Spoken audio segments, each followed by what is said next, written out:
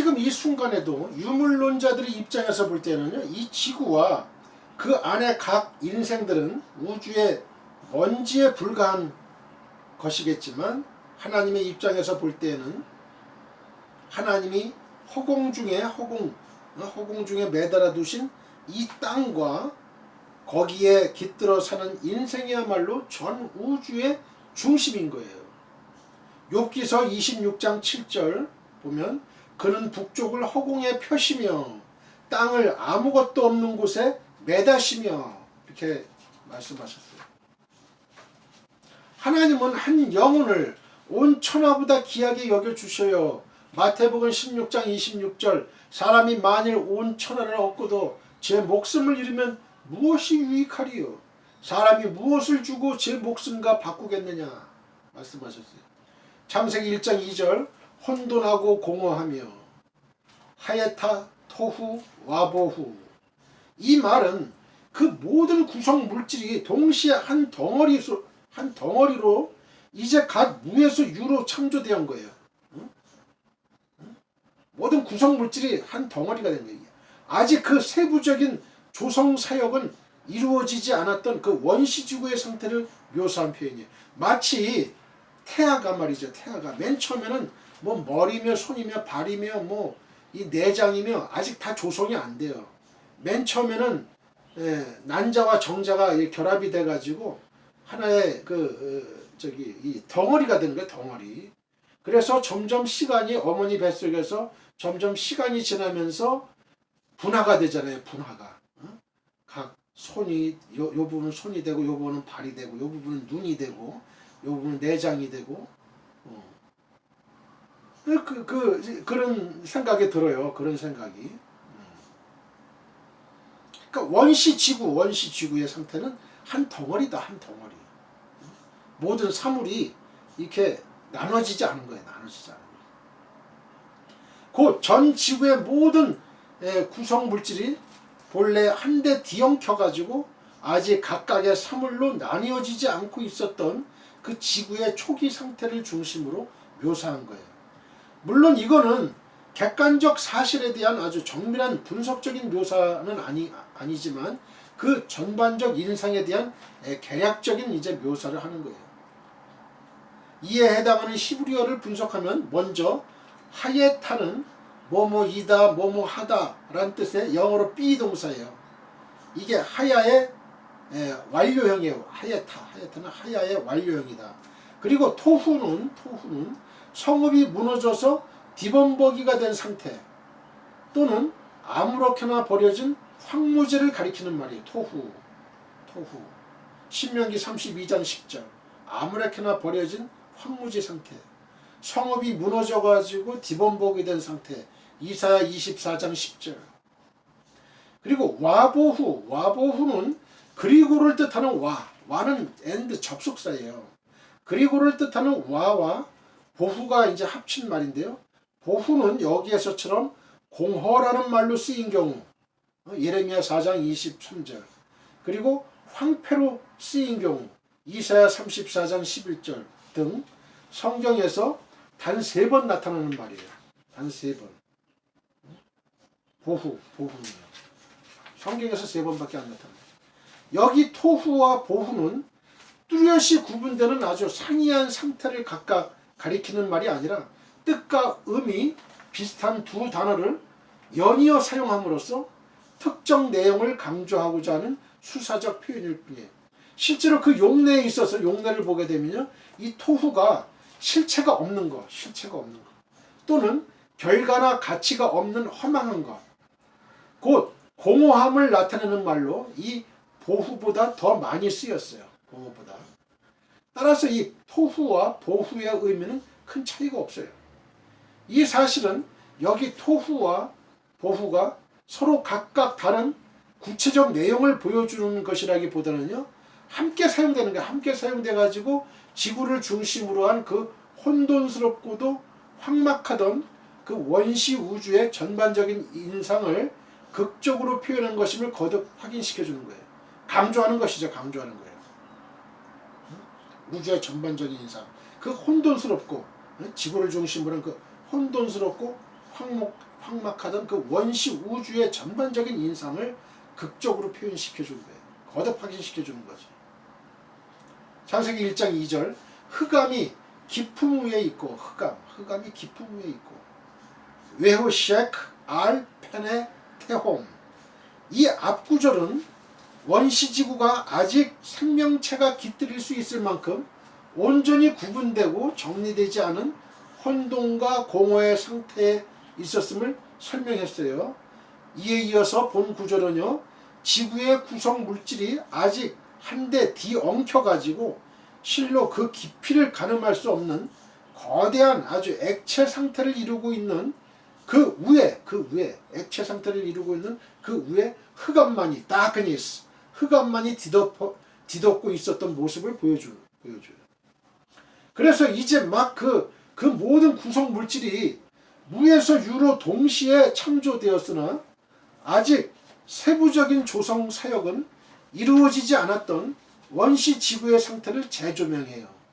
마치 그 조각가가 이 바위가 있어요. 바위에다가 이제 조각을 하잖아요. 그러니까 이 조각 그냥 뭐 사람의 형상을 뭐 이렇게 조각을 한다든지 할 때 마치 그 바위 원 바위는 마찬가지라는 얘기예요. 아직 걷다가 뭐 이렇게 세부적으로 이 조각가가 이 조각을 하지 않은 그런 원래 바위 그 상태를 얘기하는 거예요. 먼저 이 흑암으로 번역된 이 호셰크는 캄캄하다, 어두워지다라는 뜻의 동사 하사크에서 나온 명사형이에요. 그래서 빛이 없음 또는 밤을 가리켜요. 밤. 빛이 없고 밤. 그러나 여기서 이 호셰크는 단순히 빛이 결여된 또는 부족한 어둠이 아니라요. 아예 빛이 생기기 이전에 근본적인 암흑 상태를 가리켜요. 근본적인 암흑 상태. 뭐 빛이 좀 결여됐다든지 빛이 충만하지 않고 좀 부족하다든지 뭐 이런 어둠이 아니에요. 그런 어둠이 아니에요. 이 빛이라는 게 아예 생기기 이전에 근본적인 아주 근본적인 암흑 상태를 가리킵니다. 그리고 이 깊음으로 번역된 이 태홈은 넘실거리다, 부글거리다라는 뜻의 이 훔에서 나온 말이에요. 그래서 큰 파도가 치면서 그 일렁거리는 한번 상상을 해보세요. 태평양, 대서양의 고기잡이 배들이 말이죠. 그 시퍼런 바닷물을 한번 보세요. 거기에 빨려 들어가는 듯한 아주 큰 파도가 치면서 한 척의 배가 아주 막 그냥 흔들흔들거리는 그 밑을 알 수 없는 심연 곧 깊은 바다를 가리키는 거예요. 수천 킬로의 그 깊은 바다. 따라서 이상을 종합해 볼 때 이 구절은요. 모든 지구의 구성 물질이 한데 뒤엉켜 가지고 녹아있는 액체 상태로 그 깊이를 잴 수 없는 깊은 아주 심연을 이루고 부드러우면서도 거대하게 일렁거리는 그 위에 흑암이 뒤덮여 있던 원시 지구의 전경을 보여주고 있는 것임을 알 수 있어요. 제가 이제 영화를 만약에 제작을 한다 그러면 이런 장면이 참 맨 처음에 나오잖아요. 맨 처음에 하나님께서 원시 지구를 만들 때 그냥 아주 그 밑에는 아주 부드러우면서도요. 그 부드러운 게 그게 아주 더 장엄하고 위압적이죠. 부드러우면서도 일렁거리는 그 위에 흑암이 아주 캄캄함이 아주 뒤덮여 있는 그 원시지구. 영화 제작자가 영화 제작을 할 때 이런 장면 그 첫머리에 나오죠. 이건 나와야 돼. 이런 게 나와야 돼. 원시 지구의 전경이. 좀 본 것 같기도 해요. 제가 어렴풋이.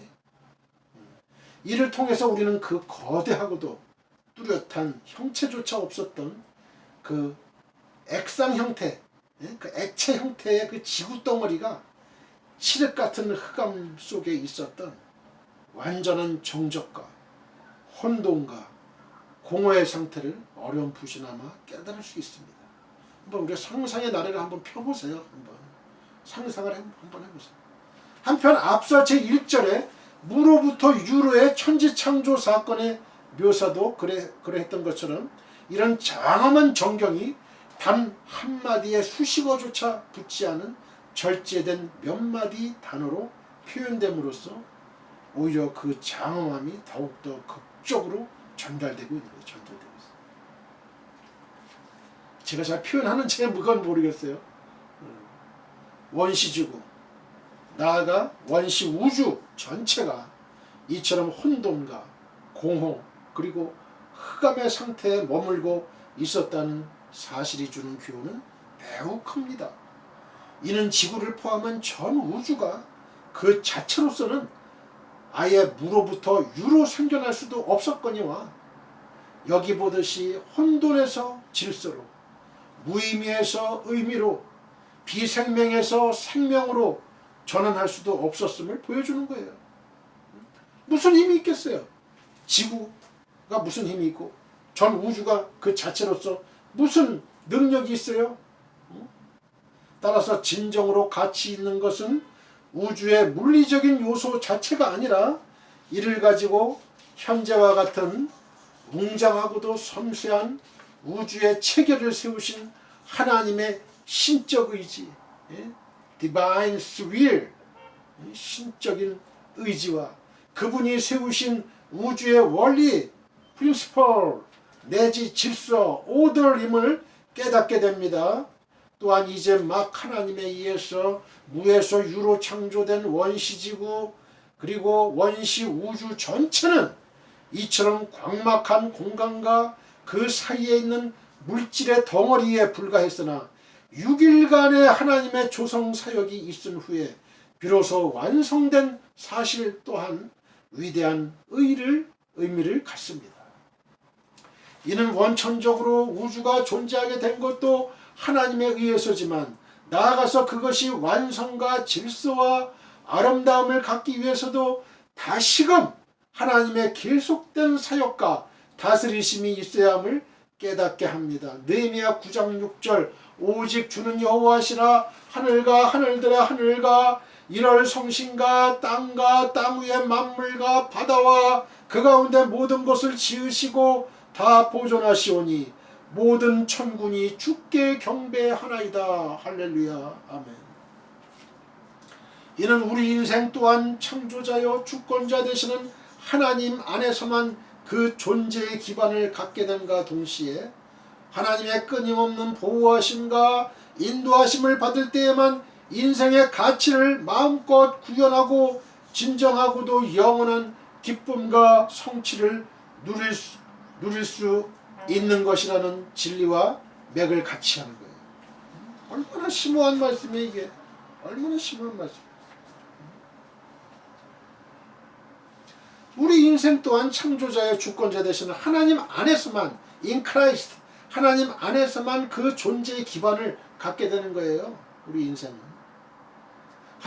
그래서 하나님의 끊임없는 보호하심, 인도하심을 받을 때에만 그 인생의 가치가 진정한 하나님의 가치가 진정한 하나님이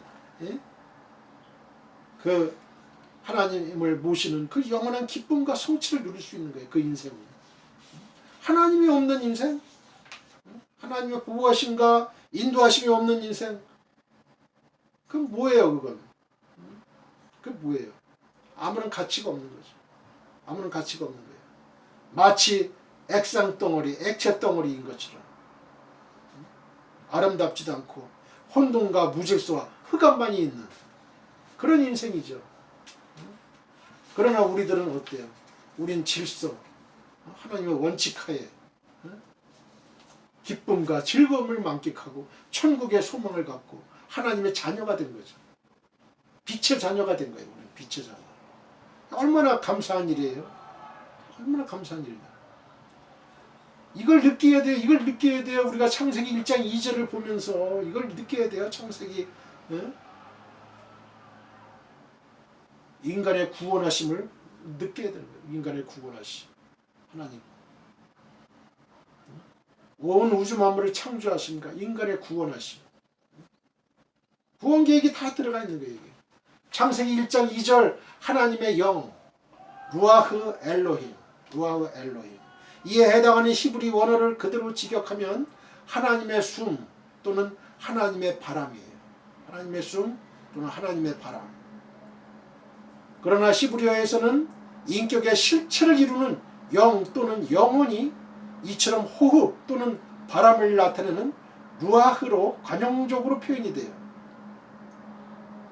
이는 아마 눈에 보이지 않지만 생명의 요체인 호흡이나 그 역시 안 보이면서도 분명히 존재하는 바람 등의 속성이 그 역시 눈에 보이지 않으면서도 인격의 실체를 이루는 영혼의 속성을 잘 상징하기 때문인 듯해요. 호흡이 눈에 보이나요? 그러나